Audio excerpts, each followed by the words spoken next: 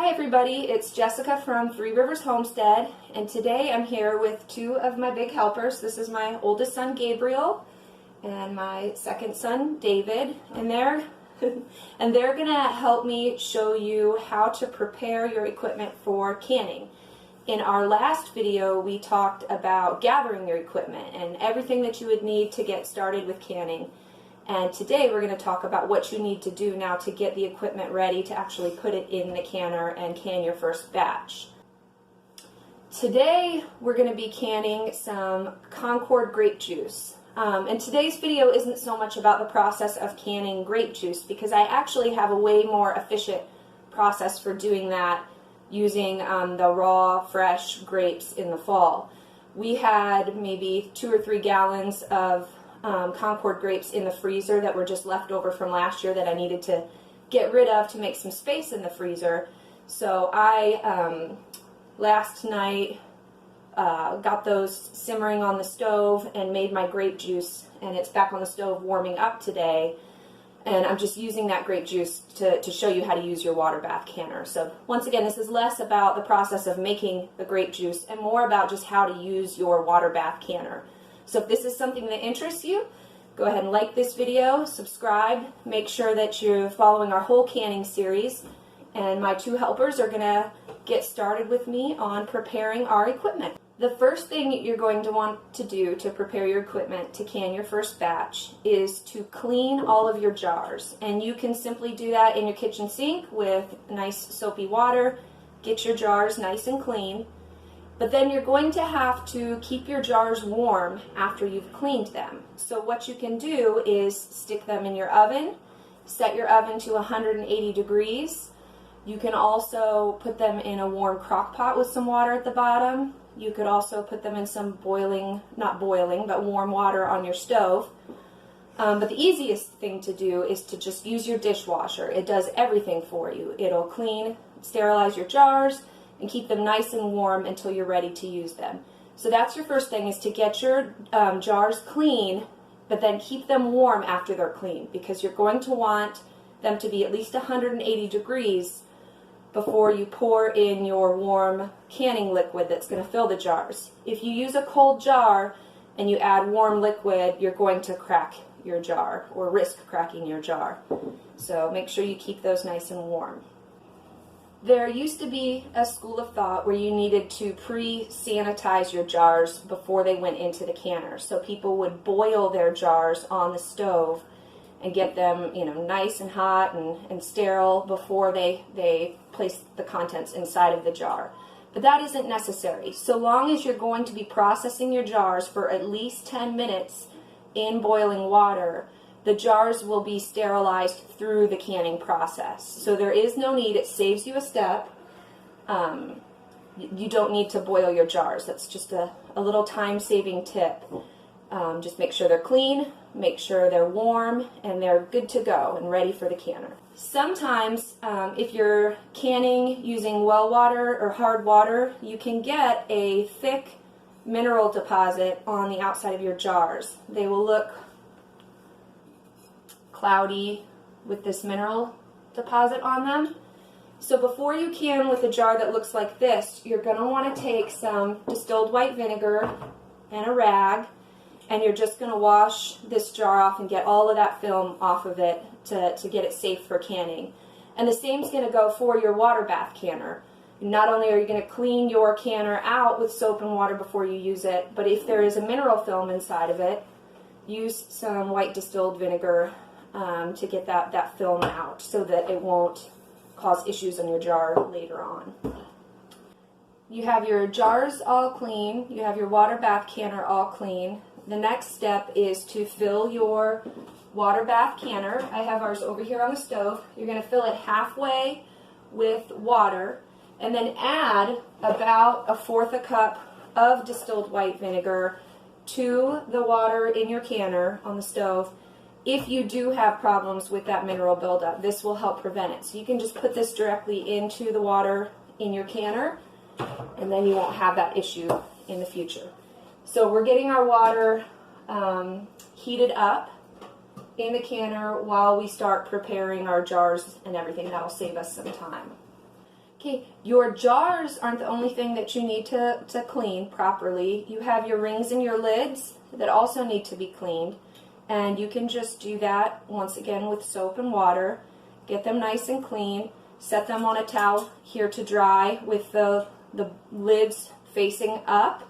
And then try not to touch the inside of your lids with your hands once they're cleaned. You know, try to keep those as nice as possible so you don't get anything yucky on them. The old school of thought used to be that you needed to keep your lids warm before you canned with them, and so people would put them on the stove in some water and heat them up. But new research has shown that that's not necessary, and actually heating or boiling your lids can compromise that seal before you use it by affecting the rubber ring. So there's no need to heat your lids. As long as they're clean, you can just set them aside and they're ready. You do want to inspect all of your lids and your rings. If you have any corrosion or rust or any denting on your rings, since these are something that you reuse, that can happen. You're going to want to get rid of those and use one that is in good shape. Same with your lids. You know, there are some lids that come from the manufacturer that are faulty. If it isn't perfectly straight, if there's any denting, or if there looks like there's anything funny on that ring that's on the inside of the lid, you're going to want to get rid of that and not use it for canning. Okay, we just pulled all of our nice, hot, clean jars out of the dishwasher and they're ready to be filled. We have our warm grape juice right here, and David's going to go ahead and start ladling this juice into our jars so we can get these filled and ready for the canner. Okay.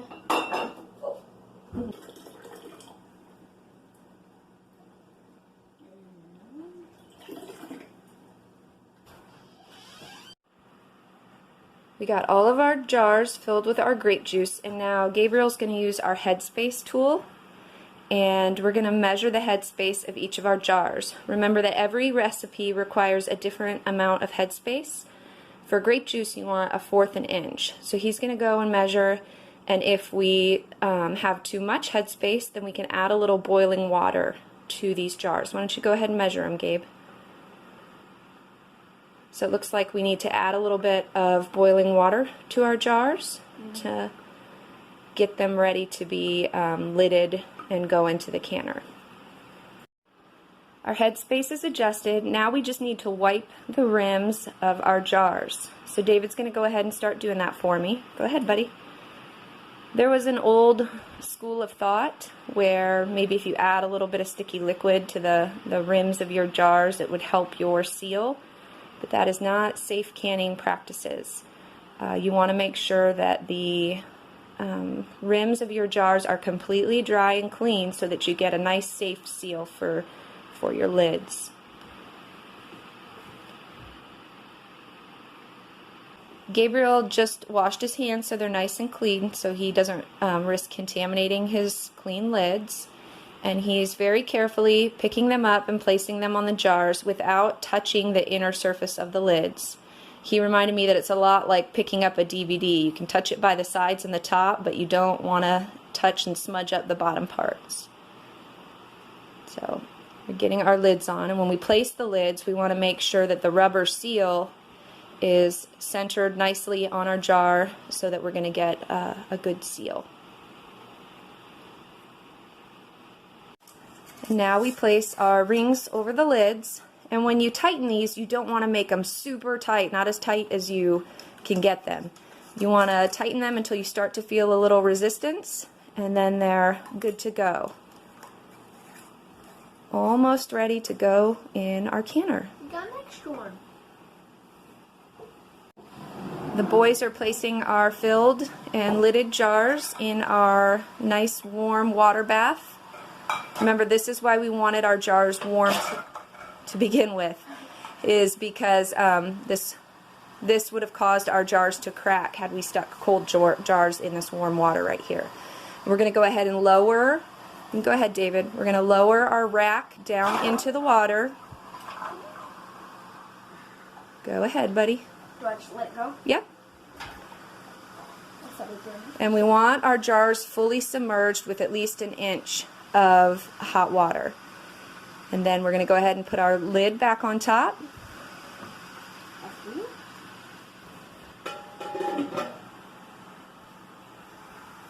And it's ready to go.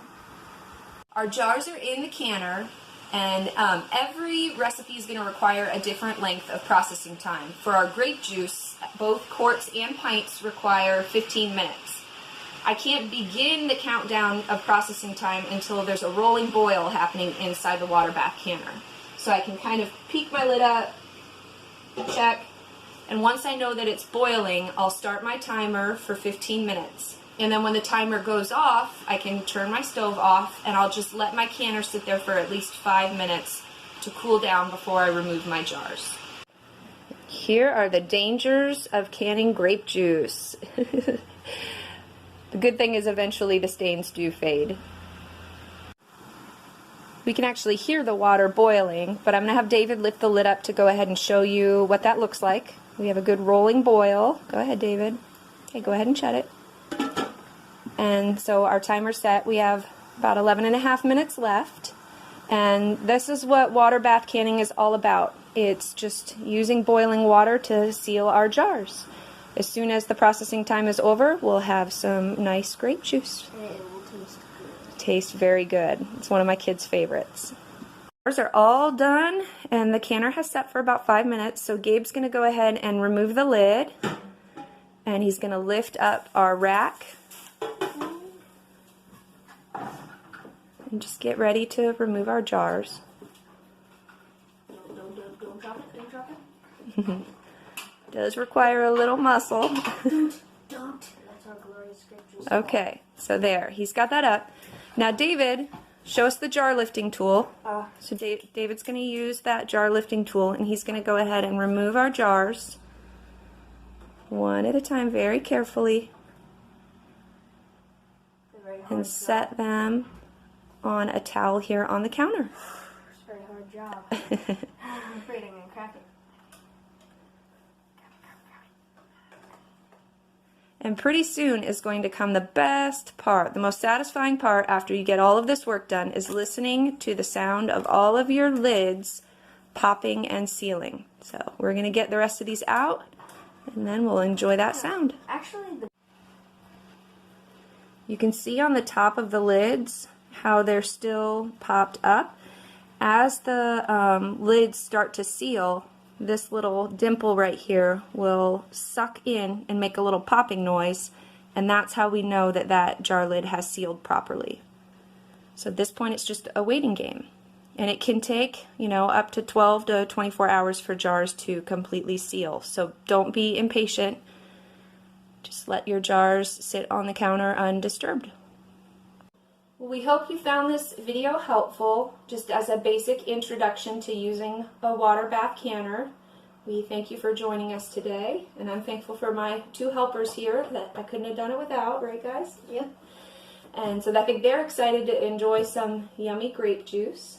We did want to let you know that this entire process from beginning to end took less than an hour. Took us a little longer because we were filming it, but just for reference, this one batch of water bath canning, preparing the jars, filling them, getting them on the stove, and processing them, took maybe 50 minutes total. So that's what you're looking at to do a batch.